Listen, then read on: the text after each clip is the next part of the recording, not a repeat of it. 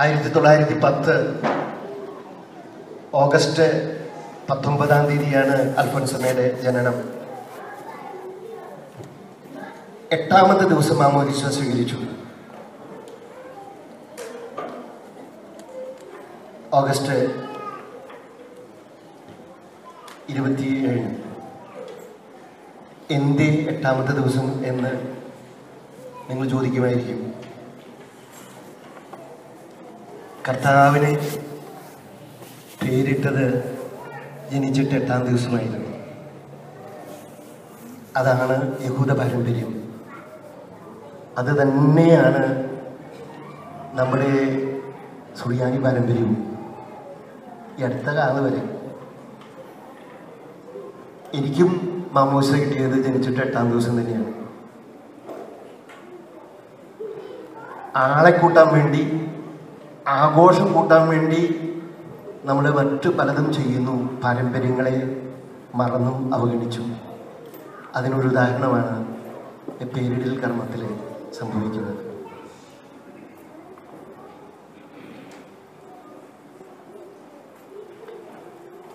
അന്നക്കുട്ടി പിന്നെ എങ്ങനെ അൽഫോൻസമ്മയായത്? നിങ്ങൾക്കൊക്കെ അറിയാവുന്നതുപോലെ കുടുംബക്കാരുടെ താല്പര്യത്തിന് വിരുദ്ധമായിട്ട് ഒരു സന്യാസിനിയാകണമെന്ന ആഗ്രഹം മുറുകെ പിടിച്ചുകൊണ്ട് അവള് സഹിച്ചു, പ്രാർത്ഥിച്ചു. അങ്ങനെ വീട്ടുകാരുടെ മനസ്സു മാറി. അവള് ഫ്രാൻസിസ്കൻ ക്ലാര മഠത്തിൽ ചേർന്നു 18 വയസ്സുള്ളപ്പോൾ. 1928 ഓഗസ്റ്റ് 2-ാം തീയതിയാണ് ആ പ്രവേശനം. ആ ദിവസം അൽഫോൻസ് ലിഗരി പുണ്യവാന്റെ തിരുനാൾ ദിവസമാണ്. അങ്ങനെ അവള് അമലോത്ഭവ മാതാവിൻ്റെ അൽഫോൻസ എന്ന പേര് സ്വീകരിച്ചു.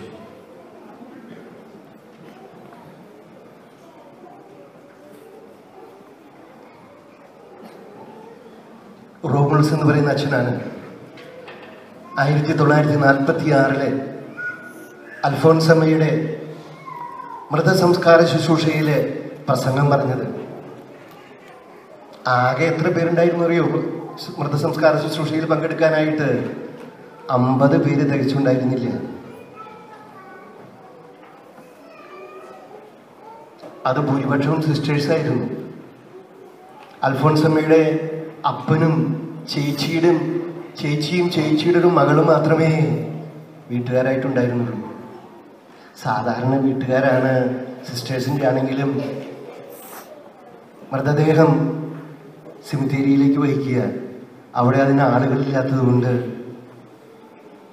സിസ്റ്റേഴ്സാണ് മൃതദേഹം കോൺവെന്റിൽ നിന്ന് പള്ളി സിമിത്തേരിയിലേക്ക് വഹിച്ചത്.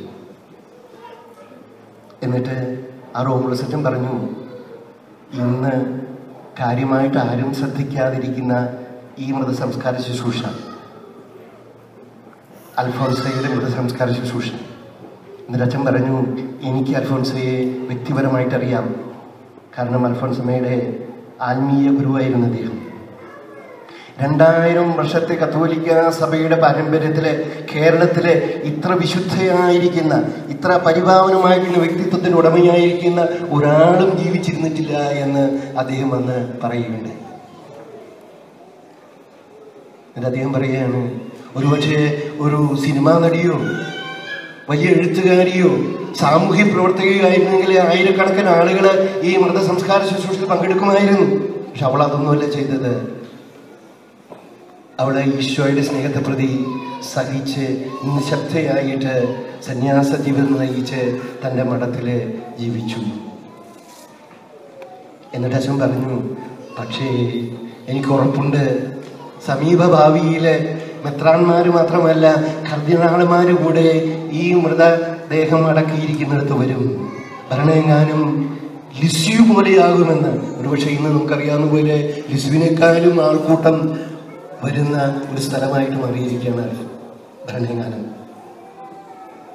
ലോകത്തിൻ്റെ മൂല്യങ്ങളിൽ നിന്ന് തികച്ചും വ്യത്യസ്തമായിരിക്കുന്ന മൂല്യങ്ങളാണ് ഈശോ നമുക്ക് നൽകുന്നത് എന്ന് ഇന്നത്തെ സുവിശേഷം നമുക്ക് കാണിച്ചു തരുന്നുണ്ട്. കോതമ്പ് മണിയുടെ ഉപമ. കോതമ്പ് മണി അതുപോലെ ഇരുന്നാൽ എന്തുണ്ടാകുന്നു? ഒന്നും സംഭവിക്കുന്നില്ല. അത് തന്നെ കുറച്ച് കഴിയുമ്പോൾ ദ്രവിച്ച് നശിച്ച് ഉച്ചുകുത്തി പോകുന്നു. എന്നാൽ ആ ഗോതമ്പ് മണി നിലത്ത് വീണ് അഴിഞ്ഞ് ഇല്ലാതാകുമ്പോഴെന്തുണ്ടാകുന്നു? അത് 100 മേനി ഫലം പുറപ്പെടുവിക്കുന്നു. ഇത് കർത്താവ് പറഞ്ഞത് തന്നെ പറ്റിയാണ്. നമുക്ക് വേണ്ടി ജീവൻ ബലിയർപ്പിച്ച അവിടെ നിന്ന് കോതമ്പ് മണിയോടാണ് തന്നെ ഉപമിക്കുന്നത്. ആരെങ്കിലും എന്നെ അനുഗമിക്കാൻ ആഗ്രഹിക്കുന്നുവെങ്കിൽ അവൻ തന്നെ പരിത്യജിച്ച് കുരിശുമെടുത്ത് എൻ്റെ പിന്നാലെ വരട്ടെ എന്ന് പറഞ്ഞ ഈശോ. അൽഫോൻസമ്മ യേശുവിൻ്റെ ഈ സന്ദേശം സ്വീകരിച്ചുകൊണ്ട് ഒരു ഗോതമ്പ് മണി പോലെ അഴിഞ്ഞ് ഇല്ലാതായ വ്യക്തിയാണ്.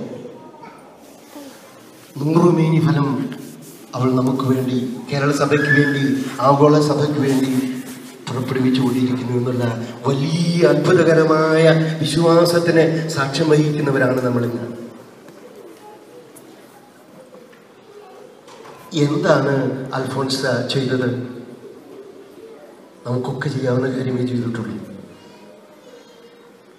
ഈശോയെ സ്നേഹിച്ചു എന്നുള്ളതാണ് ഏറ്റവും പ്രധാനമായിട്ട് അൽഫോൻസ ചെയ്ത കാര്യം.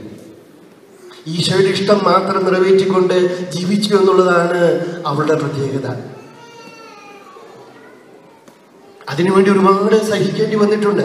നമുക്കറിയാം, മഠത്തിൽ ചേരുന്നതിന് മുമ്പ് അൽഫോൻസിന്റെ അമ്മ, അൽഫോൻസ് ജനിച്ചിട്ട് 29ാമത്തെ ദിവസം മരിച്ചുപോയി. അമ്മയില്ലാതെ വളർന്ന ഒരു കുഞ്ഞാണത്.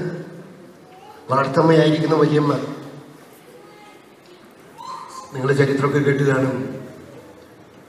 വളരെ സ്നേഹമുണ്ടായിരുന്നു അൽഫോൻസോയോട്. പക്ഷേ പിടിവാശിക്കാരിയായിരുന്നു, പൊങ്ങച്ചക്കാരിയായിരുന്നു. അൽഫോൻസ മിടുക്കിയാകണം, ഏറ്റവും സമ്പന്നമായ കുടുംബത്തിലേക്ക് കല്യാണം കഴിച്ചു കൊടുക്കപ്പെടണം, അങ്ങനെ എൻ്റെ മോളായിരിക്കുന്ന അൽഫോൻസ ഞാൻ പറഞ്ഞതുപോലെ നടക്കണമെന്നൊക്കെ വാശി പിടിച്ചിരുന്ന വ്യക്തിയായിരുന്നു ആ വളർത്തമ്മ. എനിക്ക് തോന്നുന്നു മാതാപിതാക്കളായി നമുക്കൊക്കെ ഒരു തിരുത്തൽ സന്ദേശം അവിടെ ലഭിക്കുന്നുണ്ട്. നമ്മൾ മക്കളെ വളർത്തുന്നത് എങ്ങനെയാണ്? എന്താണ് നമ്മുടെ ലക്ഷ്യം? വലിയവരാകണം, സമ്പന്നരാകണം, ഒന്നാമിയാകണം, സുന്ദരിയാകണം, ശക്തയാകണം ഒക്കെയുള്ള വലിയ വലിയ ലോകത്തിൻ്റെതായിരുന്ന മാനദണ്ഡങ്ങൾ നമ്മുടെ മക്കളുടെ മേൽ നമ്മൾ അടിച്ചേൽപ്പിക്കുകയാണ് ചെയ്യുന്നത് പലപ്പോഴും. തീർച്ചയായിട്ടും മാതാപിതാക്കളായിരിക്കുന്ന നിങ്ങളുടെ ആഗ്രഹം അങ്ങനെ തന്നെയാണ് എന്ന് സ്വാഭാവികമായിട്ട് നമുക്ക് ചിന്തിക്കാൻ സാധിക്കും. പക്ഷെ അതിലുപരിയായിട്ട് നമ്മുടെ മക്കള് ദൈവത്തിൻ്റെ മക്കളായിട്ട് വളരാനായിട്ട്, ദൈവത്തെ സ്നേഹിക്കുന്ന മക്കളായിട്ട് വളരാനായിട്ട്, ഈശോയുടെ നല്ല മക്കളായിട്ട് വളരാനായിട്ട്, ദൈവരാജ്യത്തിൻ്റെ മൂല്യങ്ങൾ ഉൾക്കൊണ്ടുകൊണ്ട് ജീവിക്കുന്നവരായിട്ട് തീരാനായിട്ട് നമ്മൾ പരിശ്രമിക്കണം എന്ന് ഞാൻ അൽഫോൻസമ്മയുടെ ജീവിത കഥ എടുത്തുകൊണ്ട് നിങ്ങളെ അനുസ്മരിപ്പിക്കുകയാണ്.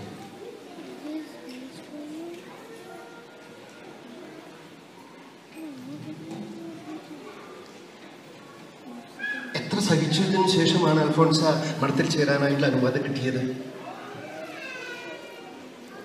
കാരണം സമ്പന്നമായിരിക്കുന്ന ആ കുടുംബത്തില് ഇവള് മഠത്തിൽ ചേർന്നിട്ട് വെറുതെ ജീവിതം പാഴാക്കരുത് എന്നുള്ള ചിന്തയാണ്. കാര്യം വിശ്വാസമൊക്കെ വളരെ ഉണ്ടായിരുന്നുവെങ്കിലും അമ്മയ്ക്കുണ്ടായിരുന്നത്, വളർത്തമ്മയ്ക്കുണ്ടായിരുന്നത്. അവസാനം ദൈവത്തിന്റെ പരിപാലനയുടെ ഇടപെടൽ വഴിയായിട്ടാണ് അമ്മ അവൾക്ക് മഠത്തിൽ ചേരാനായിട്ട് അനുവാദം കൊടുക്കുന്നത്. മഠത്തിൽ ചേർന്നിട്ട് കാര്യമായിട്ടൊന്നും അവൾക്ക് ചെയ്യാനായിട്ട് സാധിച്ചില്ല. കഷ്ടി 1 കൊല്ലമാണ് അവൾ സ്കൂളിൽ പഠിപ്പിച്ചത്. നമ്മൾ പറയുന്ന രീതിയിലുള്ള ലോകത്തിൻ്റെ മുമ്പിലുള്ള ഒരു ശുശ്രൂഷയായിട്ട് ചെയ്തത് ആ 1 വർഷത്തിൻ്റെ പഠിപ്പിക്കൽ മാത്രമാണ്. പിന്നീട് രോഗിയായി ഘോരം കട്ടിലിൽ കിടന്ന് സഹിച്ച് വിഷമിച്ച് സംശയിക്കപ്പെട്ട് കഴിയുന്ന ഒരു കാലഘട്ടമാണ് അവസാനത്തെ 10 വർഷം നമ്മൾ കാണുന്നത്.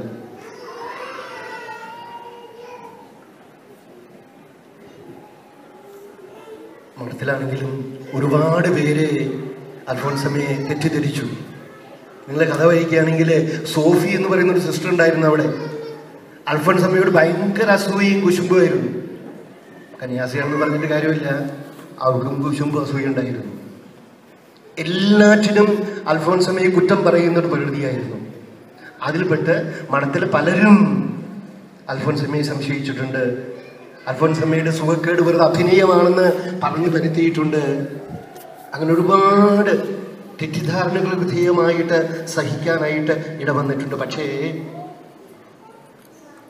തന്നെ പറ്റി ഇത്രമാത്രം അപഖ്യാതികൾ പറഞ്ഞു വരുത്തുകയും തന്നോട് ഇത്രമാത്രം അസൂയയും വിദ്വേഷം വെച്ച് പുലർത്തുകയും ചെയ്യുന്ന ആ സോഫി സിസ്റ്ററിന്റെ വസ്ത്രങ്ങൾ രഹസ്യമായിട്ട് അലക്കി തേച്ചു കൊടുത്തിരുന്നത് അൽഫോൻസ തന്നെയായിരുന്നു. രോഗിയായിട്ട് കിടന്നിരുന്ന അവൾ തന്നെ.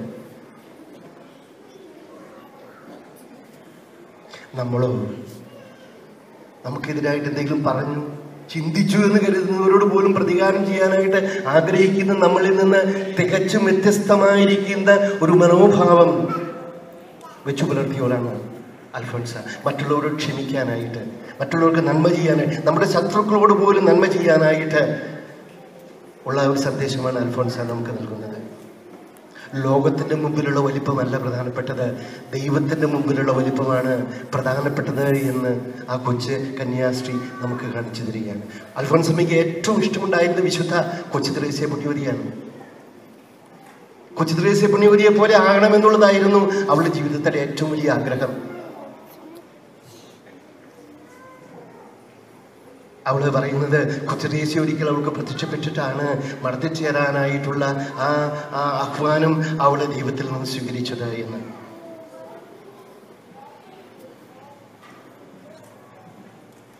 കുഞ്ഞാട്ടൻ എന്ന് പറയുന്ന ഒരാളുണ്ട്.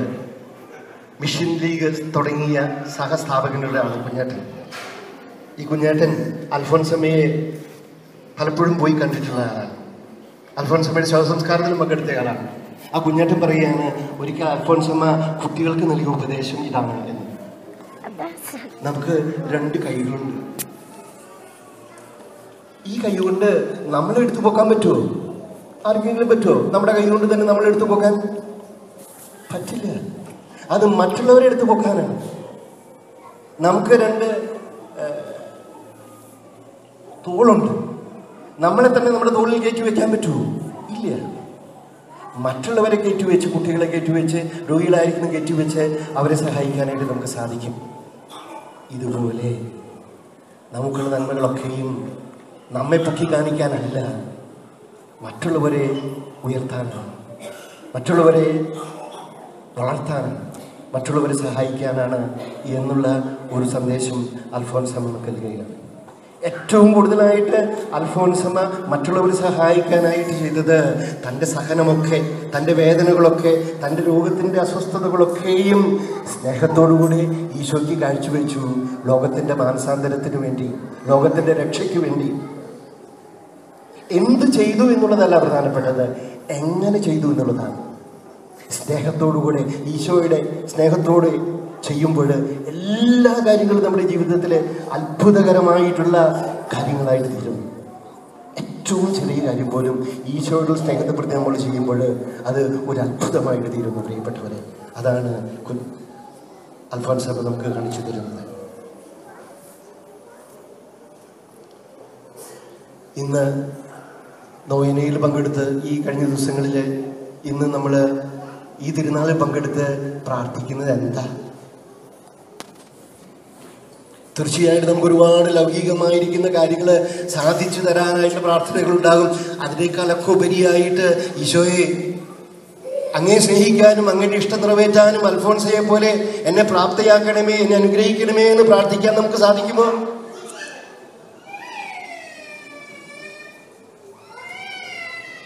അതായിരിക്കട്ടെ നമ്മുടെ യഥാർത്ഥ പ്രാർത്ഥന. അതാണ് അൽഫോൻസ നമുക്ക് നൽകുന്ന യഥാർത്ഥ ജീവിത സന്ദേശം.